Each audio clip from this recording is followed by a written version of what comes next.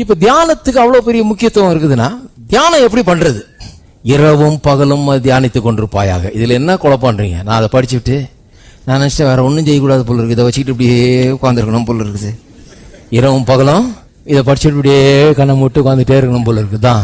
ஏன்னா இரவும் பகலும் எப்படி இதை தியானிக்கிறது? தூங்க முடியாது, இப்படிதான் இருக்கணும் போல இருக்குன்னு இங்கேயும் சொல்லியிருக்கு, 1ஆம் சங்கீதத்திலையும் சொல்லியிருக்குது. கர்த்தருடைய வேதத்தில் பிரியமாயிருந்து இரவும் பகலும் தியானமாக இருக்கிற மனுஷன் அவன் நீர்க்காலின் ஓரமாக நடப்பட்டு தன் காலத்தில் தன் கனியை தந்து இலையுதிராது இருக்கிற மரத்தை போல் அவன் செய்வதெல்லாம் வாய்க்கும். இரவும் பகலும் தியானிக்கணும். எப்படி தியானம் பண்றது? இரவும் பகலும் நானே குழம்பி போயிருக்கிறேன். இரவும் பகலும் தியானம்னா என்னன்னு தெரியாம குழம்பி போயிருக்கிறேன். ஆனா நான் குழம்பி போனா அதோட விட்டுற மாட்டேன், கொஞ்சம் தேடுவேன். கொஞ்சம் தியானிக்கிறதுனா என்ன? கர்த்தருடைய வார்த்தையை நமக்குள்ளாகவே முணுமுணுத்து கொண்டிருப்பது, கண்டினியூஸா தொடர்ந்து தேவனுடைய வார்த்தையை நமக்குள்ளே முணுமுணுத்து கொண்டிருப்பது. நமக்குள்ளனா 4 பேருக்கு கேட்கிற மாதிரி இல்ல, நமக்கு கேட்கிற மாதிரி கூட இல்ல, நமக்குள்ளேயே முணுமுணுத்து கொண்டிருப்பது. Talking to your self. சரி சொல்றாங்க, ஐயோ அதெல்லாம் நல்லா இருக்காது பிரதர், நம்ம உள்ளே முணுமுணுக்கிறதா?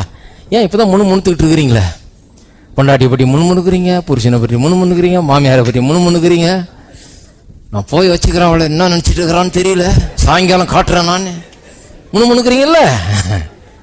வேலையில் இருக்கும்போதே பக்கத்தில் எவனுக்கும் கேட்காம வாயிலே சொல்லிட்டு இருக்கிறீங்க, வெறுப்புல. அதைத்தான் முணுமுணுக்கிறதுன்றது. அதையே இப்போ கொஞ்சம் நல்லா பண்ணுங்கன்ற. எப்படி விளங்குது பாருங்க. அது பொண்டாட்டியை பற்றி முணுமுணுக்கிறத விட்டுட்டு, புருஷனை பற்றி முணுமுணுக்கிறது, மாமியாரை பற்றி முணுமுணுக்கிறத விட்டுட்டு, இப்போ எதை முணுமுணுக்கணும்? கர்த்தருடைய அருமையான வாக்கு தத்தங்களை எடுத்து அதுல வாயில வச்சு அதை அப்படியே முணுமுணுத்து கொண்டே இருங்க. எப்படி முணுமுணுக்கணும்? வியாதியா இருந்தா என்ன முணுமுணுக்கணும்? நானே உன் பரிகாரியாகிய கர்த்தர் என்று கர்த்தர் சொல்லி இருக்கிறார். இயேசுவே நீர் என் பரிகாரி.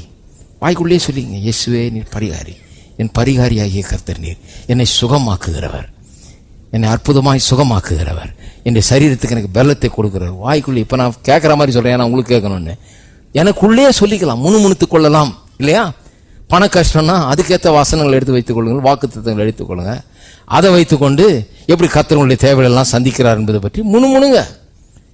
இல்லைன்றதை பற்றி முணுமுணுத்துறாதீங்க.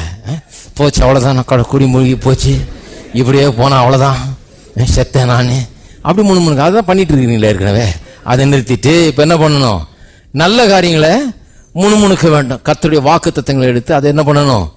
முணுமுணுக்க வேண்டும்.